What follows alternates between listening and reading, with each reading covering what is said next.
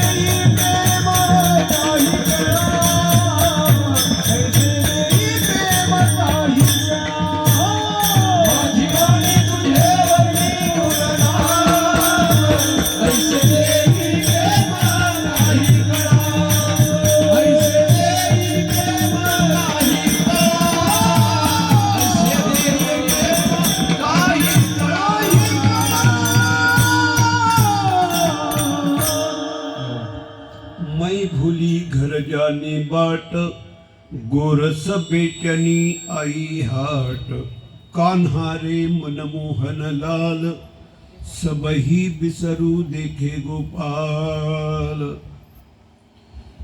आपल्या संपूर्ण कसई शेत या ग्रामस्थांच्या तरुणांच्या महिलांच्या या सगळ्यांच्या आयोजनातून गेली 3 वर्ष हा उत्सव नामयज्ञ नामसप्ताह आपल्या इथे संपन्न होत आहे। अत्यंत प्रतिकूल परिस्थितीमध्ये परिश्रमातून आणि कष्टातून आपण ग्रामस्थ हा उत्सव या ठिकाणी करताय।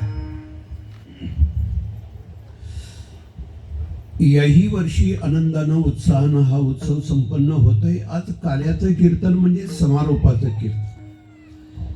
कोणत्याही उत्सवाचा सप्ताहाचा समारोप काल्याच्या कीर्तनानं करण्याची पद्धत आहे। म्हणून काल्याच्या कीर्तन प्रसंगी भगवत सेवेसाठी निवडलेला अभंग विश्ववंद्य जगद्गुरु संत तुकाराम महाराजांचा 4 चरणाचा आपल्या पाठामध्ये चिंतनामध्ये असेल नसेल अतिशय सुंदर असा गवळणी प्रकरणातील हा अभंग आहे। विठ्ठल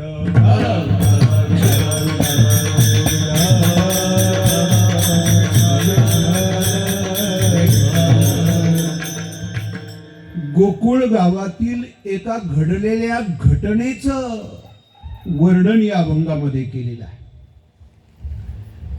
जी प्रत्यक्ष घटना घडलेली आहे एका गवळणीशी अनुवाद,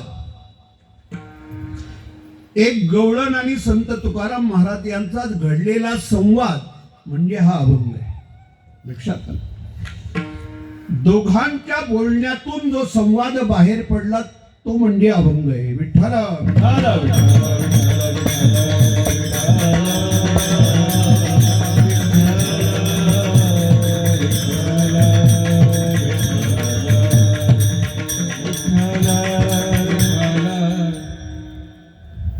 घटना अशी आहे एका गवळणीला सिद्ध अवस्था प्राप्त झाली। अध्यात्मामधील परमार्थामधील या अवस्था आहेत आणि एका अवस्थेतून आपल्याला पुढे जायचं असतं। संत तुकाराम महाराजांच्या ही जीवनाच्या 3 अवस्था आहेत। 20व्या वर्षापर्यंतचा जो काळ आहे त्याला प्रापंचिक अवस्थेचा काळ म्हणतात। म्हणजे संसारामध्ये व्यवहारामध्ये प्रपंचामध्ये गेलेला काळ हा प्रापंचिक अवस्थेचा काळ। प्रपंचात राहून प्रपंचापासून अलग राहायचं ही एक कसोटी आहे। म्हणजे विषयात राहून विषय भोगून विषयापासून अलिप्त राहायचं नाही। लक्षात आलं तुमचं? प्रपंचातच राहायचंय, संसारातच राहायचंय, पण संसारापासून अलिप्त राहायचंय ही एक कला आहे, हे कौशल्य आहे। हे बघा, नावेचं भवितव्य हे पाण्यातच आहे की नाही? नावेनी काय रस्त्याने धावून चालेल का? रेल्वेच्या ट्रॅकनी कधी नाव पळते का? नाव पाण्यातच राहते. म्हणजे नावेचं भवितव्य पाण्यातच आहे. नाव पाण्यातच असावी, फक्त नावेत पाणी येता कामा नये. नावेत पाणी आलं की ती बुडण्याची शक्यता आहे. आपण प्रपंचातच राहायचंय, संसारातच राहायचंय, व्यवहारातच राहायचंय, फक्त आपल्यात तो आला की बुडण्याची शक्यता आहे. बुडण्याची म्हणजे भवसागरात. विठ्ठल मोकळा नाही होत असा. हे दे ना, बेस वगैरे, बाकी सगळं ते कमी कर मला, इको वगैरे. हे काय एवढा मोठा बुवा आहे काय? बेस इको हे दे, मॉनिटर दे फक्त बस. विठ्ठल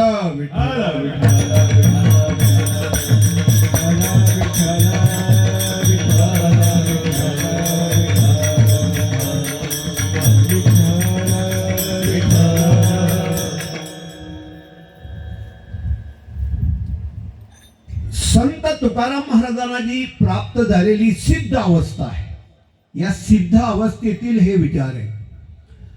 परमार्थिक वाटचाल करताना या अवस्था आपल्याला प्राप्त झाल्या पाहिजे. पहिली अवस्था आहे ती प्रापंचिक अवस्था आहे. आपल्याला नवल वाटेल संत तुकाराम महाराजांच्या जीवनाचं. म्हणजे विषय भोगताना महाराज वयाच्या 41व्या वर्षी वैकुंठाला चालले. त्यावेळेला देखील महाराजांच्या म्हणजे महाराजांची पत्नी आहे, नारायण नावाचा मुलगा हा पोटामध्ये आहे. महाराज वैकुंठाला गेल्यानंतर तो जन्माला आलाय. म्हणजे विषय भोगून विषयांचा त्याग हे खरं प्रपंचातलं, संसारातलं कौशल्य आहे. आपल्या परमार्थातलं कौशल्य, ही कसोटी लक्षात घ्या. म्हणजे त्यागाचाच शेवटचा टोक आणि विषय भोगण्याचं देखील शेवटचं टोक. ही एक कला आहे आपली. संत तुकाराम महाराजांचा सुरुवातीचा काळ हा प्रापंचिक अवस्थेचा काळ. मधला काळ आहे हा साधक अवस्थेचा काळ आहे. साधक अवस्थेमध्ये मेहनत करायची असते, साधक अवस्थेमध्ये परिश्रम करायचे असतात, साधक अवस्थेमध्ये खूप कष्ट घ्यायचे असतात. अध्ययन असेल, वाचन असेल, धांडोलन असेल, श्रवण असेल, हे साधक अवस्थेमध्ये असायला पाहिजे.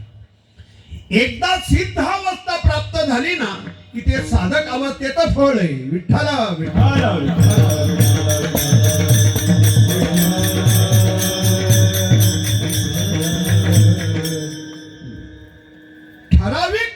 ठराविक काळाच्या नंतर मग अभ्यास करण्याची गरज लागणार नाही.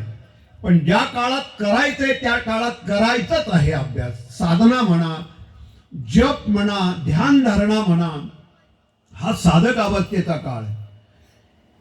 एकदा नोकरी लागल्यानंतर त्याला पुन्हा तो अभ्यास करायची काय गरज आहे 10वी 12वीचा. पण ज्या वेळेला शिकायचंय त्यावेळेला शिकायचंच आहे. तसा प्रकारे हा साधक अवस्थेमध्ये ही जी साधक मंडळी, ही जी मुलं आहेत, त्यांनी खूप परिश्रम घ्यायचे असतात. एकदा तो टप्पा निघून गेला की मग पुन्हा संधी येत नाही. मेहनत घेण्याचा देखील एक ठराविक काळ असतो, अभ्यास करण्याचा देखील एक ठराविक काळ आहे. त्या काळातच ही साधना, त्या काळातच हे धांडोलन करायचं असेल. ऐतिहासिक वाचन, पौराणिक वाचन, ह्याचं धांडोलन हे साधक अवस्थेमध्ये करायचे. परमार्थामध्ये एक साधक अवस्थेचा काळ आहे. साधक अवस्थेच्या नंतर पुढचा काळ आहे, त्याला सिद्ध अवस्थेचा काळ म्हणतात. हे आपल्या आयुष्यभर केलेल्या कर्माचं, कष्टाचं फळ आहे, म्हणजे सिद्ध अवस्था. विठ्ठल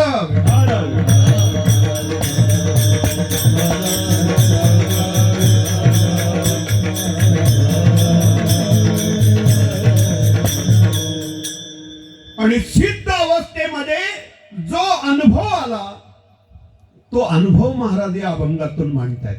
एक घटना घडली. गोकुळातली एक गवळण ही स्वतःला विसरली. काय म्हटलं लक्षात आलं?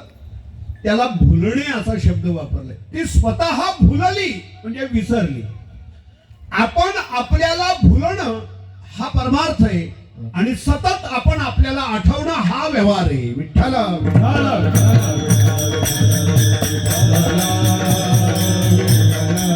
आपण आपल्याला विसरणं म्हणजे कदाचित तुम्ही चुकीचा अर्थ लावा. म्हणजे कीर्तनाची सुरुवात होण्याच्या अगोदर चोपदारांनी 2 वाट्या आणल्या. एक पकवाद वाजवणाऱ्यासाठी आणली आणि एक महाराजांच्यासाठी आणली. एकात पीठ आणलं आणि एकात गुळ आणलं. पण महाराजांना पीठ दिलं आणि वाजवणाऱ्यांना गुळ दिला. याला विसरणं नाही म्हणत.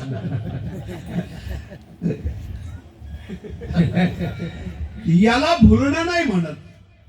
संत तुकाराम महाराजांनी एका अवस्थेचं चांगलं वर्णन केले.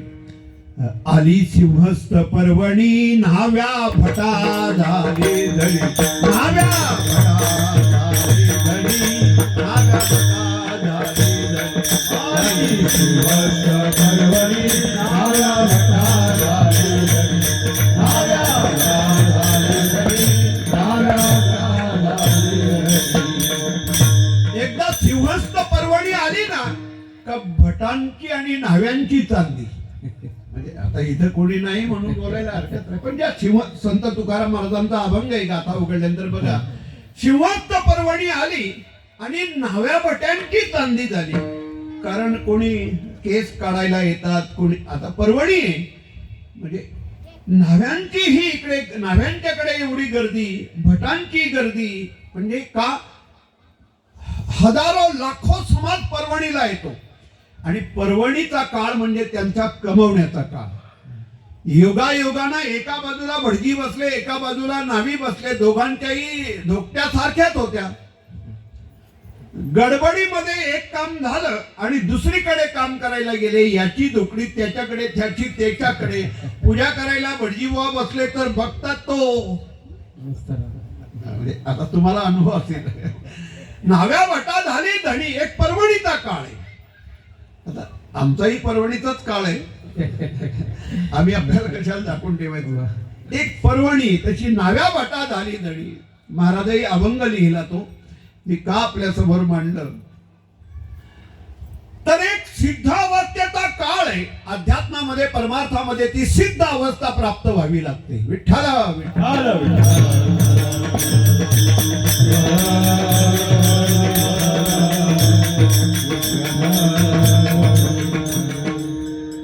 घडलेली घटना कदाचित आपल्याला छोटीशी वाटेल, लहानशी वाटेल, पण त्या घटनेतून जो अनुभव आहे, घटनेतून जे शिकायचं आहे ते खूप महत्वाचं आहे. नेहमीप्रमाणे गोकुळ गावातल्या सगळ्या गवळणी सकाळी उठून आपलं काम, स्नान, संध्या, घरातलं सगळं उरकलं की दही, दूध, तूप, लोणी घेऊन मथुरेच्या बाजारात जायच्या. मी तुम्हाला भौगोलिक दृष्ट्या पण सांगतो, हे जे 2 गावातलं 2 शहरातलं जे अंतर आहे हे साधारणपणे 11, 11.5, 12 किलोमीटरचं अंतर आहे. बघा, मध्ये विस्तीर्ण प्रवाहानं वाहणारी ही यमुना आहे. आणि यमुना पार करून या सगळ्या गोप गोपी मथुरेमध्ये बाजाराला जायचे. ऐका, गोकुळ गाव हे तसं ग्रामीणी भागातलं, ग्रामीणी वस्तीतलं गाव आणि मथुरा हे शहर वजा गाव. म्हणजे मथुरेचा राजा आहे तो कंस आहे. आता नाही काय, एका गावाच्या पोटाखाली दुसरी गावं असतात, त्यांना वाड्या म्हणतात. बरोबर आहे ना? एका गावाच्या पोटाखाली दुसरी गावं असली की त्यांना वाड्या म्हणतात. हा जो गोकुळ गाव आहे, या गावाचा वर्षातून एकदा कर मथुरेच्या राजाला द्यावा लागायचा. म्हणजे पूर्वी कर असायचे, हे कर त्या राजाला द्यावे लागायचे. तो राजा आहे तो कंस आहे आणि या गावाचा पाटील आहे तो नंद पाटील आहे. त्यामुळे त्या गावाच्या अधिपत्याखाली असणारं हे गाव. आता व्यवसाय काय?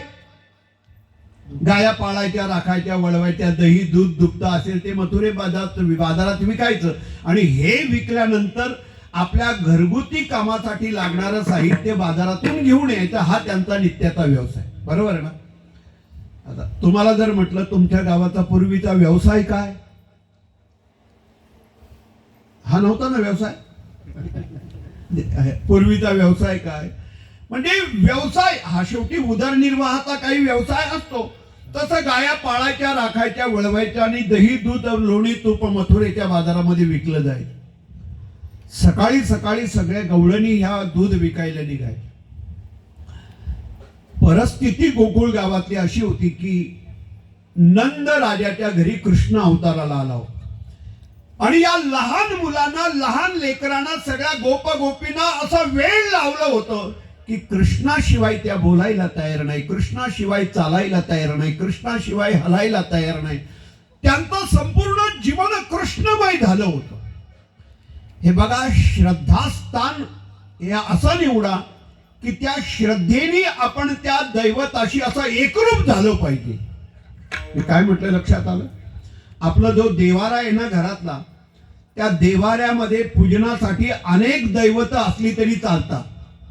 दत्तात्रयाची पूजा करावी, शंकराची पूजा करावी, गणपतीची पूजा करावी, विठोबाची पूजा करावी.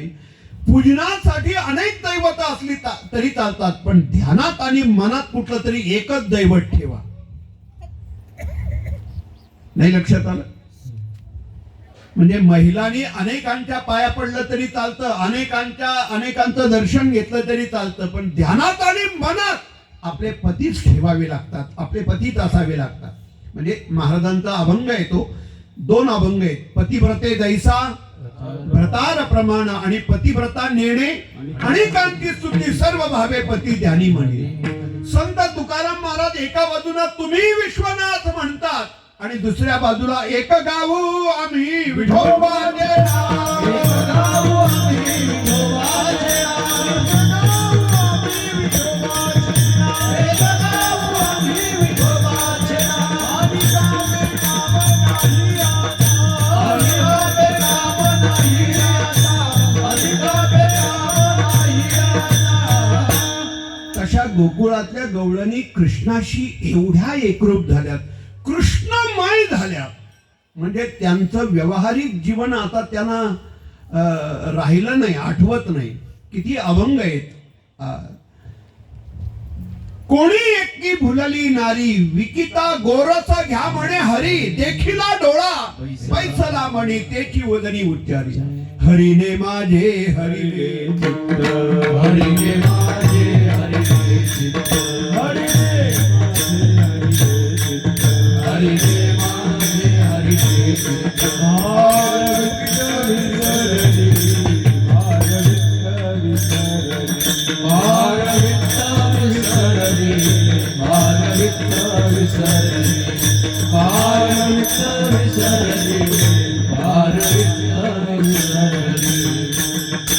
हरीने माझे हरिले चित्त, भार वित्त विसरली.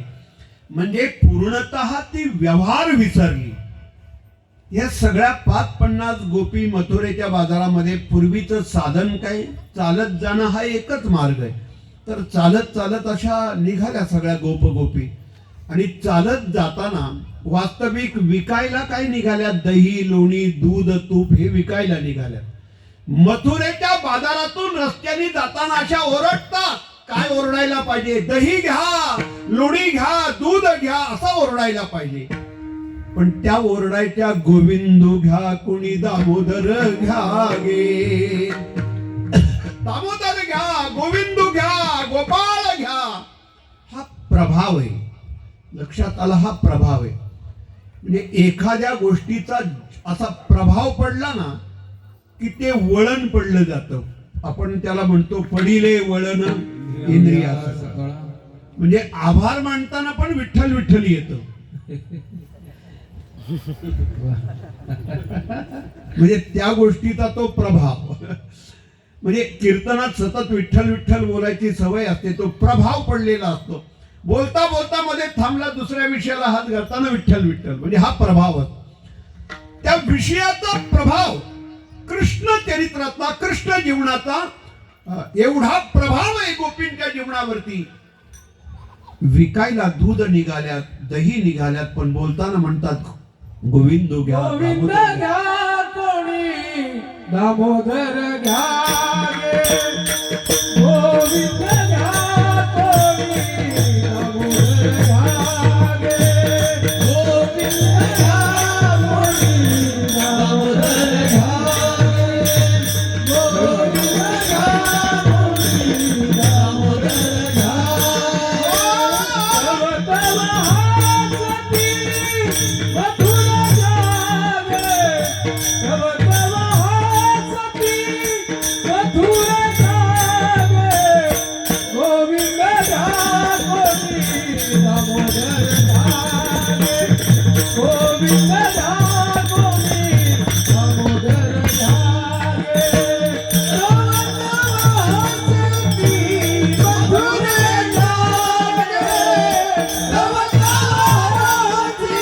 मथुरे जागे गोविंद घ्यावे दामोदर घ्यावे गोविंद घ्यावे दामोदर घ्यावे या गोविंद घ्या दामोदर घ्या गोपाळ घ्या असं म्हणताना या सगळ्या मथुरेतल्या बाया हे सगळं ऐकून त्यांना हसायला लागल्या. लक्षात आलं, कारण या व्यवहारातल्या होत्या आणि त्या परमार्थातल्या होत्या. त्या भगवान कृष्णाशी एवढ्या एकरूप झालेल्या आहेत, या प्रपंचाशी एकरूप झालेल्या आहेत. कोण कोणाला हसतं? 15-20 वर्षापूर्वीचा काळ, 25-30 वर्षापूर्वीचा काळ, गावातून 2 मालकरी 2 बुवा जर कुठे कीर्तन प्रवचनाला निघायचे तर त्याही काळामध्ये गावातली माणसं त्यांना हसायची, कारण त्यांचा तो विषय नव्हता. लक्षात आलं का? त्यांचा तो विषय नव्हता.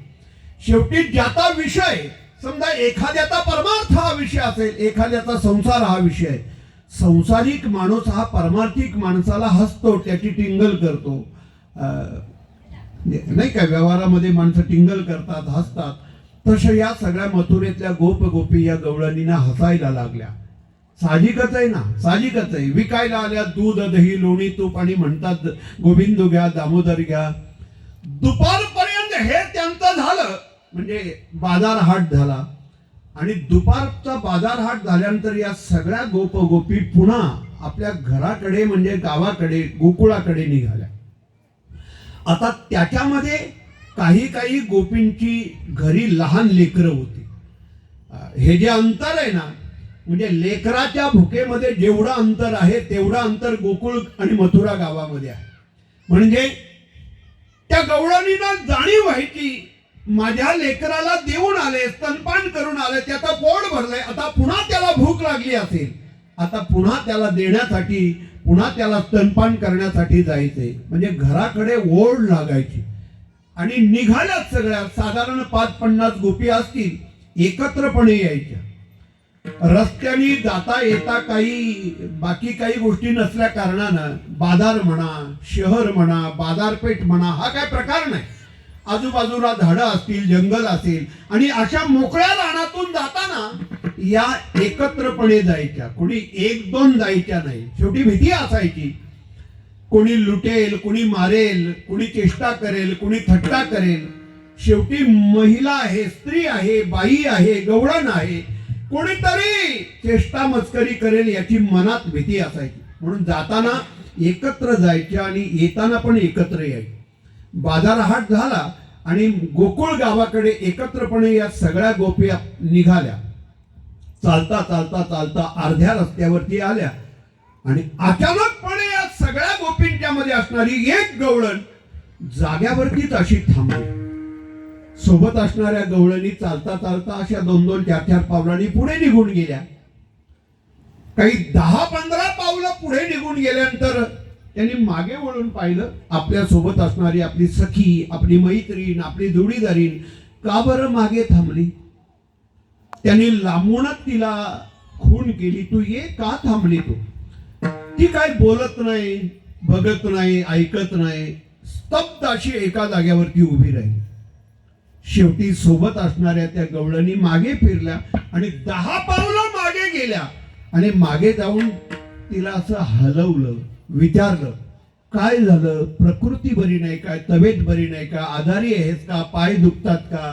काय त्रास होतोय का? ओझं झालं का? एक प्रश्न विचारायला सुरुवात केली. प्रश्न विचारून ती काय बोलत नाही, चालत नाही, हलत नाही, काही नाही. त्यांना प्रश्न पडला, काय झालंय? उत्तर पण देत नाही, बोलत पण नाही, काय झालं तरी काय? किती वेळ थांबणार? 10 मिनिटं झाली, 15 मिनिटं झाली. या सगळ्या गवळणींच्या मध्ये असणाऱ्या गवळणी आपल्या घरातल्या अडचणी सांगायला लागल्या. मला गेलं पाहिजे, तुला थांबायचं असेल तर थांब, मला गेलं पाहिजे. एका गवळणीनं काढता पाय घेतला, जायला सुरुवात केली.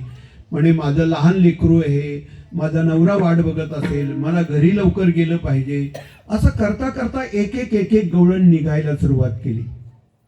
1-2 तासामध्ये आता कोणी सोबत राहिलं नाही. मोजक्या कोणीतरी 2-4 गवळणी राहिल्या आणि बाकी गवळणी रस्ता चालता चालता आपल्या गावाकडे निघाला. आणि याच्यामध्ये संध्याकाळ व्हायला आली. संध्याकाळच्या टायमाला सूर्य अस्ताला जायला लागला, अंधार पडायची वेळ आली. मग मात्र सोबत असणाऱ्या गवळणीनं विचार केला की आपण इथं थांबून चालणार नाही. विचारून पाहिलं, हलून पाहिलं, बोलून पाहिलं, ही काही उत्तरच देत नाही, काही बोलतच नाही, काहीच सांगत नाही. म्हणून शेवटी या सोबत असणाऱ्या सगळ्या गोपगोपी निघाल्या आपल्या गावाकडे. अंधाऱ्या रात्री एकटीच त्या रस्त्याच्या मधोमध असणारी गोपी बेचारी एकटीच उभी आहे.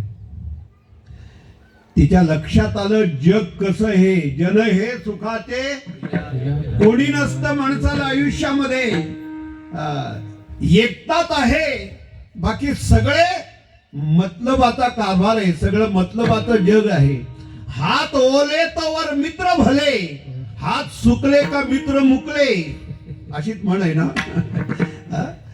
दादा असंच बोलतात ना, हात ओलं आहे तिथपर्यंत मित्र ओलं भले. म्हणजे तुमच्याकडे आहे तिथपर्यंत सगळं जग तुमच्या मागे लागेल. पार्टी कधी देता, गाडी घेतली, घर बांधलं, पार्टी कधी देता, सगळे म्हणतील. पण तुमच्यावरती एखाद्या बँकेची जर नोटीस आली, एखादी जर वसुली आली, तर त्या टायमाला एकही जाग्यावर राहणार नाही. हे अभंग आहेत संत तुकाराम महाराजांचे. तुका म्हणे तुझा सोडाविना कोणी, एका चक्र पाणी वाचून. त्या गवळणीच्या लक्षात आलं या जगामध्ये कोणीही कुणाचा नाही, संकटाला प्रसंगाला कोणी नाही. सगळ्या मैत्रिणी, सगळ्या सख्या निघाल्या. अख्ख्या रात्रभर एकाच ठिकाणी ती उभी. एक बाई माणूस, एक स्त्री, एक महिला रस्त्याच्या मधोमध उभी आहे.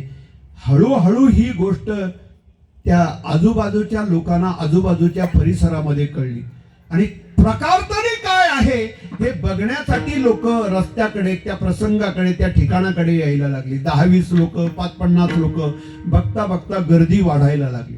बरं, बघणारे नुसते टोकून बघायचे, निघून जायचे. अपघात झाला ना, ऍक्सिडेंट झाला ना, रस्त्याला ऍक्सिडेंट झाल्यानंतर लोक अशी बघतात, निघून जातात, बघतात, निघून जातात. प्रत्येकाच्या तोंडामध्ये फक्त एकच वाक्य असतं, दवाखान्यात न्यायला पाहिजे बाबा, दवाखान्यात न्यायला पाहिजे बाबा, न्यायला पाहिजे, न्यायला पाहिजे. 2 तास तडफडून बिचारा मरतो, पण कोणी नेत नाही, कोणी हिंमत करत नाही. त्याला हात लावून गाडीत टाकायचे आणि घेऊन जायचं, कोणी हिंमत करत नाही. तसं सगळे यायचे, बघायचे, निघून जायचे, सगळे यायचे, बघायचे, निघून जायचे. बातमी परिसरातली तालुक्यात गेली, तालुक्यातली बातमी जिल्ह्यात गेली, जिल्ह्यातली बातमी राज्यात गेली. 1 दिवस झाला, 2 दिवस झाले आणि करता करता दिवसेंदिवस अशी लोटायला लागले. आणि ही बातमी असं म्हणतात करता करता महाराष्ट्राच्या प्रांतामध्ये संत तुकाराम महाराजांच्या कानावरती आली. कोणीतरी गोकुळ गावातली एक गवळण मथुरेचा बाजार करून आली आणि मध्येच उभी राहिली. काय प्रकार आहे, बघायला तरी जावं म्हणून संत तुकाराम महाराज दरमदल करत करत नेमके त्या रस्त्याजवळ, त्या प्रसंगाच्या ठिकाणी आले. गर्दीत वाट काढली आणि वाट काढत काढत महाराज जवळ गेले आणि अत्यंत आस्थेनं आणि प्रामाणिकपणानं, फार फार सलोख्यानं, आपल्या करुण शब्दानं त्या गवळणीची चौकशी करायला सुरुवात केली. ताई, काय झालंय? शब्दाचा तो करुण स्पर्श झाल्यानंतर कानावरती ते शब्द पडले आणि त्या गोपीनं आपलं तोंड उघडलं, डोळे उघडले आणि पाहिलं. चौकशी करणारा माणूस कोणी सामान्य नाही, एका विशिष्ट अवस्थेला पोचलेले हे सिद्ध पुरुष आहे. काय झालं? तिनं सांगितलं, महाराज, कोण आहात तुम्ही? म्हणजे देहू गावातले एक साधू, देहू गावातले एक महात्मे तुकाराम महाराज म्हणून. तुम्ही कोण आहात? तिनं सांगितलं, मी एक गोकुळ गावातली गवळण आहे. मथुरेमध्ये बाजार करायला आली होती आणि बाजार करून घरी निघाली होती आणि अचानकपणे मला या ठिकाणी काय झालं माझं मलाच कळलं नाही. जिकडे पाहतोय तिकडे मला कृष्ण कृष्ण कृष्ण कृष्ण दिसायला लागला. बाकी काही मला दिसेना, कळेना. कृष्णमय झाल्या कारणानं या ठिकाणी मी अशाच ठिकाणी, अशा स्वरूपामध्ये उभी राहिली. माझं मलाच कळत नाही. हे काय घडलं हे तिनं संत तुकाराम महाराजांना सांगायला सुरुवात केली अभंगाच्या पहिल्या चरणामध्ये. मैं भूली घर जानी बात, मैं भूली घर जानी बात, मैं भूली घर जानी बात, मैं भूली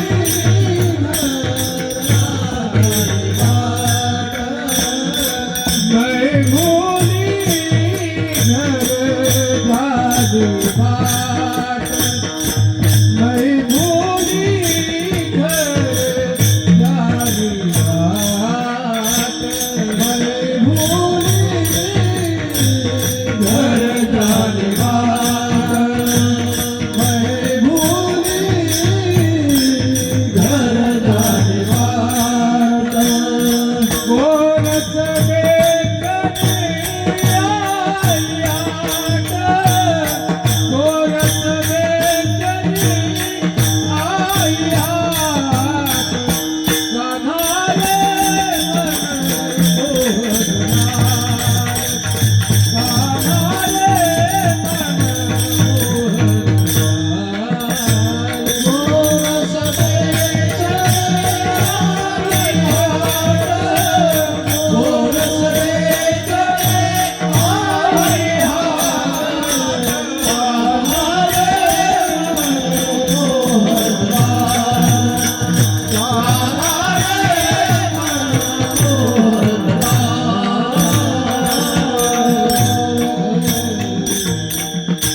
हा अभंग आहे ना, हा सगळ्या भाषा मिश्र झाल्या.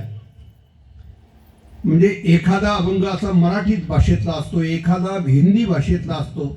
सगळ्या भाषा मिश्र करून तयार झालेला अभंग. या अभंगामध्ये व्रज भाषा आहे. व्रज भाषा म्हणजे गोकुळ प्रांतामध्ये, मथुरा प्रांतामध्ये, या 84 कोसाच्या प्रांतामध्ये जी ब्रज भाषा वापरली जाते, या अभंगामध्ये या ब्रज भाषेचा वापर आहे.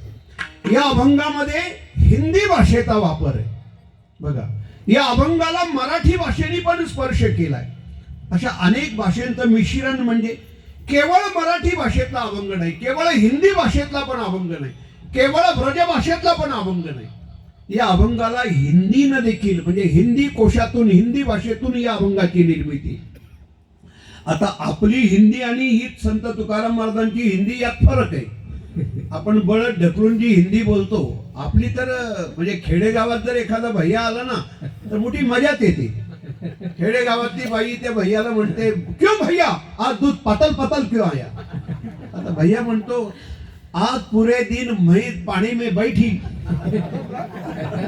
असं म्हणजे आपल्या हिंदीला न बोललेलं बरं. म्हणजे आपली हिंदी म्हणजे एक मजाच असते. म्हणून मी कधी तो प्रयत्न करत नाही, आपला मराठीतच बोलायचं. तुला गरज असेल तर बोल मराठीत. बळत माणसं आपली राष्ट्रभाषा आहे, बरोबर. गुजरातमध्ये गेल्यानंतर ते तुमची मराठी बोलतात का? नाही बोलत. ते गुजरातीच भाषा बोलणार, कारण त्यांना त्यांच्या भाषेचं प्रेम आहे. आगाऊपणा आपलीच माणसं करतात. आपली मराठी सोडून तुम्ही भैयासमोर तुम्ही पहिली सुरुवात का करता? त्याला गरज असेल तर तो बोलेल मराठी, शिकेल तो मराठी. आपली भाषा आहे, आपल्या राज्याची भाषा, आपल्या महाराष्ट्राची मराठी भाषा आहे. त्या भाषेवरती प्रेम करावं. ती भाषा आहे, त्या भाषेची जोपासना करावी. विठ्ठला विठ्ठला.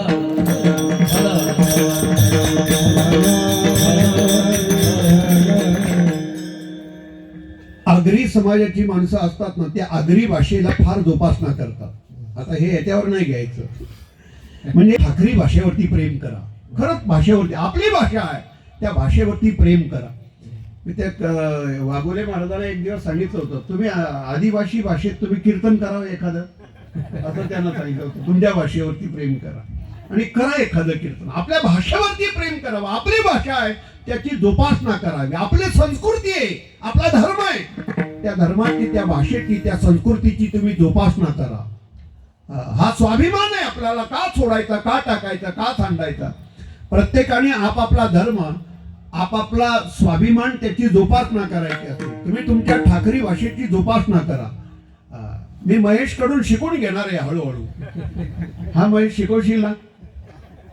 मला तू शिकवतो हळूहळू. म्हणजे मी नसताना यांचे प्रयत्न चालतात ज्ञानोबा महाराजांचे वगैरे, त्यांची मजा असते. मी आलो का यांना अडचण वाटते. विठ्ठल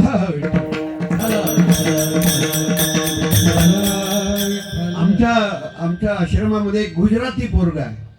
त्याला मी बोलायला लावतो, तू बोल गुजराती, म्हणजे असं बोल तसं बोल. मी एक एक शब्द त्याच्याकडून काढून घेतो. नाही ना आला तो आज परीक्षा आहे 11वीची वगैरे, तर तो गुजराती भाषेत बोलतो. एक आदिवासी पोरगा आहे, मी मुद्दामून त्याचे कुसचा असं मुद्दाम म्हणजे तो बोलायला सुरुवात करतो. महेश मला शिकवत नाही रे काय, तू मला हळूहळू शिकव, मला कीर्तनात उपयोगाला येते. म्हणजे आपापल्या भाषेवरती प्रेम करा, मला हे म्हणायचंय. व्रज भाषेचा स्पर्श आहे, नंतर हिंदी भाषेचा स्पर्श आहे, ती गवळण. या सगळ्या भाषेंमधून संत तुकाराम महाराजांनी गवळणीच्या वाणीतून विचार, बघा हा संवाद आहे. पहिला प्रश्न तुकाराम महाराजांनी विचारलाय, नंतर तिने उत्तर दिलंय. मैं भुली, मी भुलले, मी स्वतःला विसरले. आता ती सांगते, भुलणे म्हणजे विसरणे. मलाच मी विसरली, मी भुलली.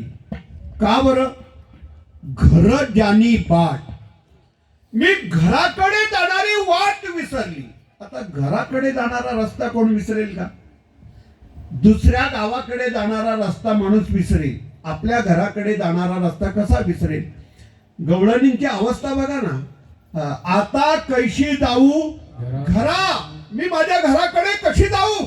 नव्हे बरा लौकिक, हा लौकिक नको, मोठेपणा नको, प्रतिष्ठा नको, माझ्या घराकडे कशी जाऊ? मै भुली घर जानी बाट, घराकडे जाणारी वाट विसरली. महाराजांनी विचारलं का? झालं काय? गोरस बेचणे आई हाट.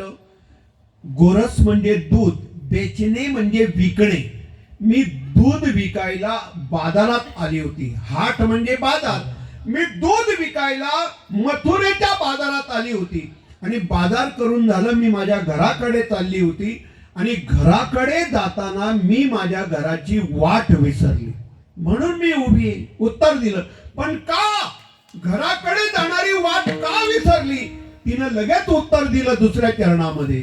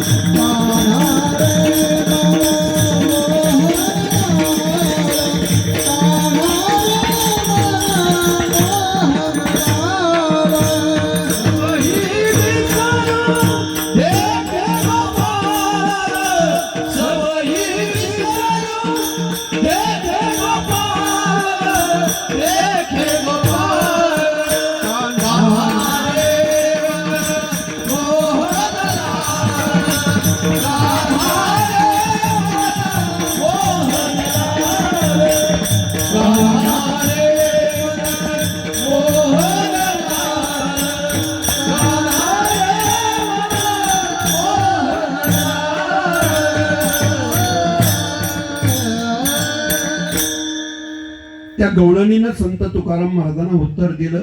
मथुरेच्या बाजाराला आली होती. बाजार झाल्यानंतर मी माझ्या घराकडे जात असताना माझी वाट विसरली, रस्ता विसरली. का? तिनं त्याचं कारण छान सांगितलंय बघा. ती म्हणते तब्येत चांगली आहे, प्रकृती चांगली आहे, आजार नाही, त्रास नाही, पायाला लागलं नाही, काटा रुतला नाही. मग झालं काय? म्हणजे घराकडे जाणारी वाट विसरली. त्याचं कारण आहे तो कान्हा नाही का? ती काय म्हणते, तो कान्हा नाही का? त्या कान्हानं माझ्यावरती एवढा प्रभाव टाकलाय की चालता चालता घराकडे जाता जाताना नेमकं त्याचं स्मरण झालं. माझं मन त्यांनी मोहून टाकलं, माझं चित्त त्यांनी हरवून टाकलं आणि त्या कान्हाशी मी एवढी एकरूप झाले आणि मलाच मी विसरली. कान्हा रे मन मोहन लाल, सबही विसरू देखे गोपाल. सगळं विसरली आणि तो एकमेव गोपाळ माझ्या ध्यानात आणि मनात बसला. बघा, एखाद्या स्वरूपाशी तुम्ही जर एकरूप झालात ना तर तुम्हाला बाकी दुसरं काही दिसणार नाही. पंढरपूरच्या पांडुरंगाचं दर्शन घेताना फक्त एकच म्हणायचं, आता दृष्टी पुढे ऐसा तितूर आहे, सदा माझे डोळे. एकदा डोळ्यामध्ये एखादं स्वरूप भरलं ना की तुम्हाला बाकी काही दिसणारच नाही. हा जो सिद्धांत आहे ना मानसशास्त्राचा, की जशी दृष्टी तशी सृष्टी. जे डोळ्यात रूप भरेल ते तुम्हाला जगामध्ये दिसेल. डोळ्यामध्ये कृष्ण म्हणजे आपल्या दृष्टीमध्ये एकच कृष्ण भरल्या कारणानं जिकडे पाहू तिकडे तो दिसायला लागला. एका शाळेच्या भिंतीवरती एक इंग्रजी वाक्य लिहिलं होतं. मला माहिती नाही, वाचता येत नाही, म्हणून मी दुसऱ्याला विचारलं काय लिहिलंय. त्यांनी मला सांगितलं हे असं लिहिलंय, त्याचा अर्थ असा आहे, ही that state his to face to face. म्हणजे एखाद्या चेहऱ्याकडे आपण पाहिलं आणि तो चेहरा जर आपल्या नजरेत भरला, आपल्या दृष्टीत जर बसला, तर आपण जिकडे पाहू तिकडे तुम्हाला तो दिसेल. तुमच्या लक्षात येणार नसेल तर तुम्ही प्रयत्न करा. कीर्तन झाल्यानंतर एखाद्या गोष्टीकडे एकटक लावून बघा आणि पाहता पाहता पटकन जर दुसरीकडे तुम्ही पाहिलं तर तीच वस्तू तुम्हाला तिकडे दिसेल. हा दृष्टीचा गुणधर्म आहे. हा एक सिद्धांत आहे मानसशास्त्राचा. तुम्ही एखादं स्वरूप एखाद्या देवाला जर दृष्टीमध्ये सामावलं, एखाद्या सिद्ध व्यक्तीला जर तुम्ही दृष्टीमध्ये सामावलं, तुम्ही म्हणाल तिथून तुम्हाला त्या व्यक्तीचं दर्शन घेता येतं. तुम्ही आपल्या गावात बसून देखील पांडुरंगाचं दर्शन घेऊ शकता, पण तुमच्या दृष्टीमध्ये तो असा बसलेला पाहिजे. तुम्ही आपल्या गावात बसून इथून देखील तुम्ही माऊलींच्या समाधीवरती डोकं ठेवू शकता, तुम्ही दर्शन घेऊ शकता. या दर्शन घेण्याच्या पद्धतीत या सृष्टीमध्ये निसर्गामध्ये या सगळ्या व्यवस्था आजही आपल्याला उपलब्ध आहे. फक्त ती अवस्था आपल्याला प्राप्त झाली पाहिजे. तुमचं ध्यान जर पराकोटीचं असेल ना, आपलं ध्यान जर पराकोटीचं असेल, इथं उभं राहून देखील तुमचं ध्यान तुम्हाला त्या दैवतापर्यंत नेऊन पोहोचवेल. फक्त ते ध्यान तेवढं पराकोटीचं पाहिजे. ध्यानातून देवाचं दर्शन घेणं, गवळणीची ही अवस्था झाली. भले रस्त्यावरती उभी आहे पण ध्यानात, मनात, डोळ्यात म्हणजे पूर्ण रोमारोमामध्ये कृष्ण कृष्ण कृष्ण कृष्ण हात एकमेव भरल्या कारणानं ती त्याच जागी उभी राहिली. रस्ता दिसेना, काही दिसेना. संत तुकाराम महाराजांनी तिला विचारलं, या रस्त्याच्या मध्ये उभी आहेत, गेली कित्येक दिवस झाले, अडथळा झालाय, ट्रॅफिक, लोक येऊ जाऊ लागली, कोण काय बोलतोय, कोण काय करतोय, खोळंबा झालेला आहे. 4 पावलं पुढे टाकून एखाद्या बाजूला जाऊन उभी राहिली असती, रस्त्यामध्ये अडथळा आला नसता. बरोबर आहे. परमार्थाचं कधीही प्रदर्शन करायचं नाही, कधीही अवडंबर करायचं नाही, दाखवण्यासाठी परमार्थ नाही. आपल्या ज्या काही अवस्था आहेत, काही लोक बघा खूप पेश करतात, खूप दाखवतात. म्हणजे असतं थोडं, दाखवणं जास्त. काय त्याला म्हण काय आपल्या मराठीमध्ये तुम्हाला लक्षात येते काय? उथळ पाण्याला खळखळाट फार. थोडं असतं पण त्याचा अवडंबर जास्त असतं. अलीकडे हे संप्रदायामध्ये पाहायला मिळतं.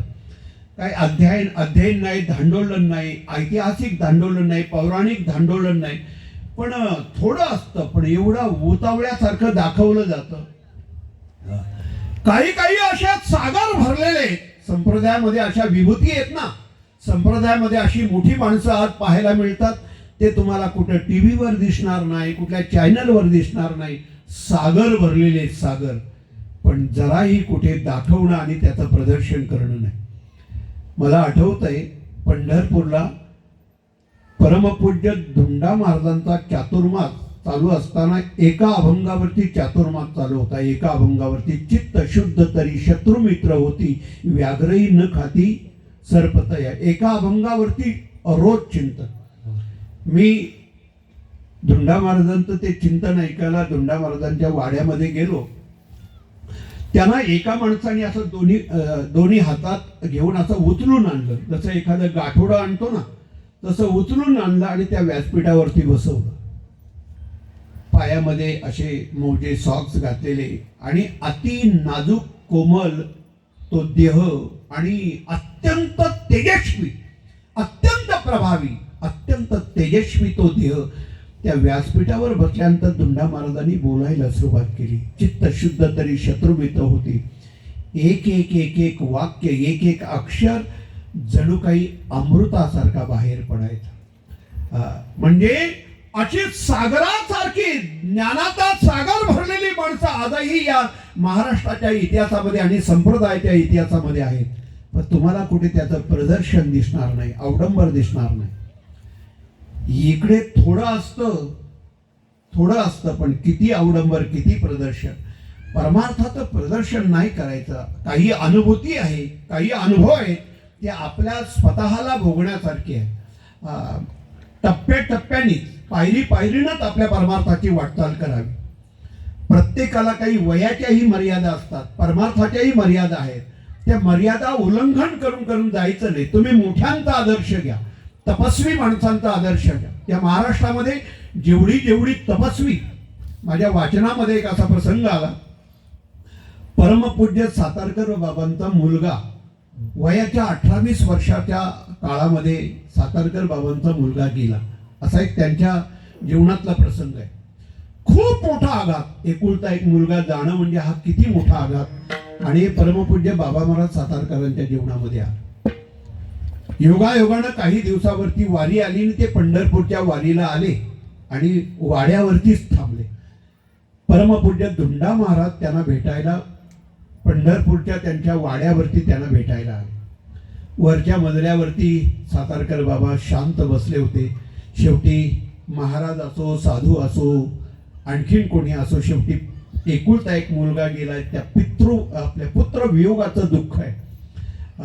बाबा महाराज अशी बसले होते आणि योगायोगानं धुंडा महाराज त्यांना भेटायला आले. दोन्ही विभूती आहे. ऐका, समोर परमपूज्य धुंडा महाराज बसले, इकडे बाबा महाराज सातारकर बसले. त्यांनी नमस्कार केला, यांनी नमस्कार हात जोडले एकमेकाला आणि एकमेकाकडे पाहिलं. 5 मिनिटं, 10 मिनिटं, 15 मिनिटं, अर्धा तास झाला. एकही शब्द एकमेकाने उच्चारला नाही. एकही शब्द उच्चारला नाही. बघा, साधूचं बोलणं, साधूची वाणी, साधूचं मोल, साधूचं जीवन, एकही शब्द नाही. पाऊण तास झाला. 1 तासाने धुंडा महाराज उठले, नमस्कार केला आणि निघाले. एका तासामध्ये एकमेकाशी काही बोलणं नाही हो. न बोलता पण बोलणं झालंय. तुमच्या लक्षात आलं का? गप्प बसून देखील बोलल्यासारखं आहे. हे साधूंचा संवाद आहे. आणि मग त्या वाड्याच्या पायऱ्या उतरत असताना परमपूज्य धुंडा महाराजांनी आपला हात बाबा महाराजांच्या खांद्यावर टाकला आणि पायऱ्या उतरताना फक्त धुंडा महाराजांनी एक वाक्य म्हटलं, बाबा महाराज निघालो, फक्त आता जाताना ही सगळी जबाबदारी तुमच्या खांद्यावर टाकून निघालोय. जिन्याच्या पायऱ्या. वाक्य काय? निघालो हो का? आणि धुंडा महाराज तिथून बाबा महाराजांच्या खांद्यावर हात ठेवून निघालो, सगळी जबाबदारी तुमच्या खांद्यावर टाकून चाललोय. आणि काही दिवसानं धुंडा महाराजांचं जाणं झालं. म्हणजे ही संप्रदायाची धुरा, संप्रदायाचं ओझं हे सगळं तुमच्या खांद्यावर टाकून आता निघालोय. या एका वाक्यातला अर्थ किती मोठा आहे बघा. मोठ्यांचं बोलणं आहे, मोठ्यांचा संवाद आहे. म्हणून बोलताना देखील मोठ्या माणसांनी कुणाशी बोलावं, शेवटी बोलायला देखील काही मर्यादा असतात. कुठेही तोंड नाही वाजवायचं. आपल्यात उंचीचा, आपल्यात योग्यतेचा, आपल्याला समजून घेणारा, आपल्या विचाराचा उंचीचा माणूस पाहिजे. आपण नको त्याच्याशी तोंड वाजवत बसलो तर आपल्या बोलण्याची किंमत शून्य आहे. विठ्ठल